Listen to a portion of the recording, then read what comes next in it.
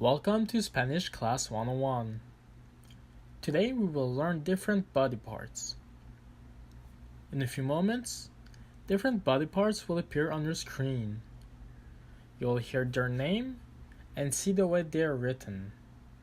Try to repeat after me. Cadera, cadera. Estómago, estómago. Garganta,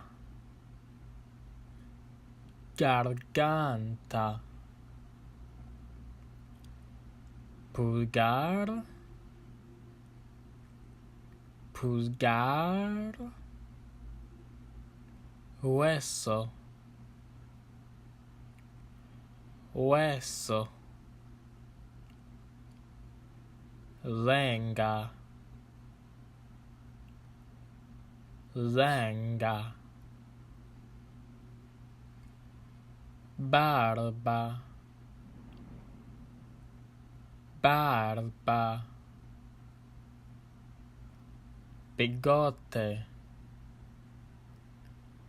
bigote. Now it's your turn. Those same parts will appear in a random order. Try to name them.